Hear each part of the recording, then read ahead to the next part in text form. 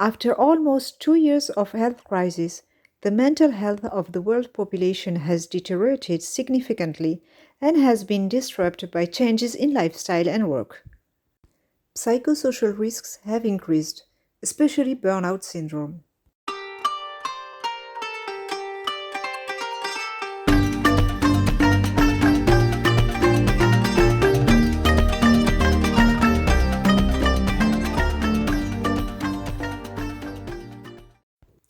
Hello everyone, welcome to my channel. My name is Amira and I'm a Jungian psychoanalyst and a planning integrative psychosomatherapist. I'm also a couple therapist, family therapist, coach and mediator. In my videos, I share my knowledge and my personal and professional skills to make you aware of a subject that I will present to you. I will tell you about the problem, the consequences and the solution that go with it. So let's go. Burnout syndrome.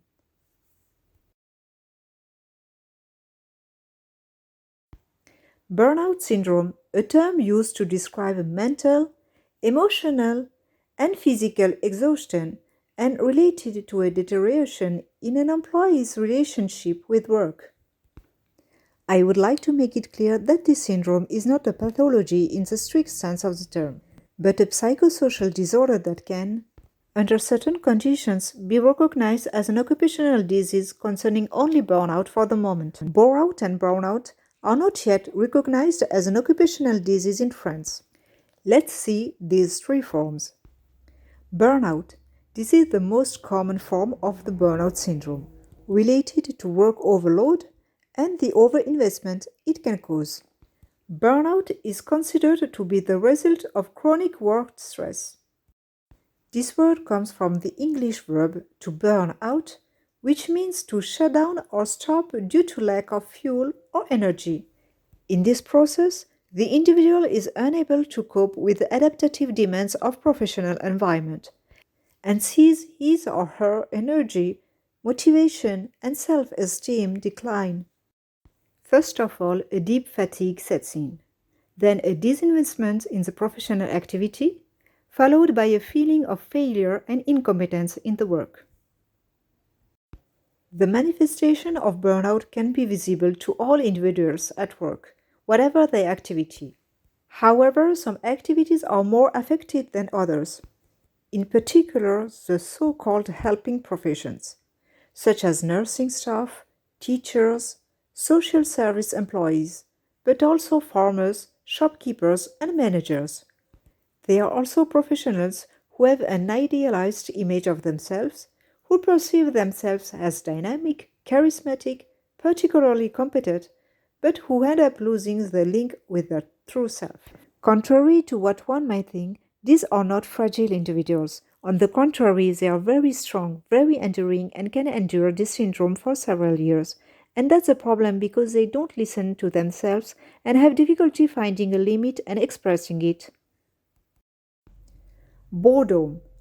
This is the most discrete form, representing the daily mortifying boredom at work. It most often occurs as a result of a lack of intellectual stimulation, a lack of challenge, an underload of work, or a feeling of uselessness. The feeling of doing the same thing over and over again can also lead to exhaustion. Bore-out comes from to bore, to which the suffix out has been added in reference to burnout. Even if this form can affect all individuals, it's young graduates who are the most affected.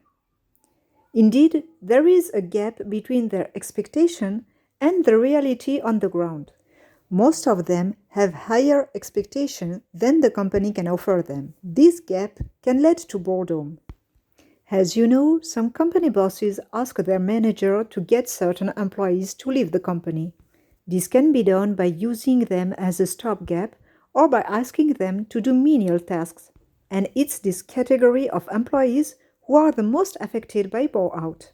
As you can see, on the one hand, the employee is overstimulated and gives priority to his or her work at the expense of his or her personal life, which leads to burnout. And on the other hand, the employee is not stimulated and no longer cares as much about his or her work, which leads to bore-out. Brownout stems from a loss of meaning in work and the resulting loss of commitment. This most current form also occurs when the individual's personal values are no longer in line with those of the company. Brownout is a borrowing from the English vocabulary of energy.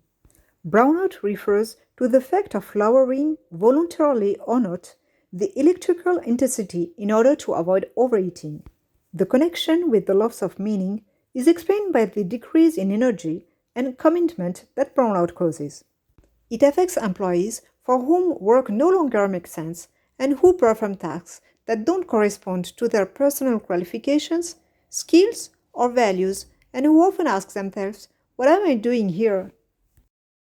It affects mainly the human resources, financial, legal, and political fields.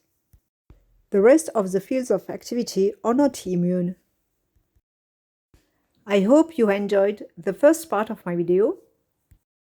In my next video, I will explain the second part on causes, consequences, and solutions of burnout syndrome. To receive it, subscribe to my channel. Thank you for your likes and comments, and I'll see you soon. In the meantime, take care of yourself.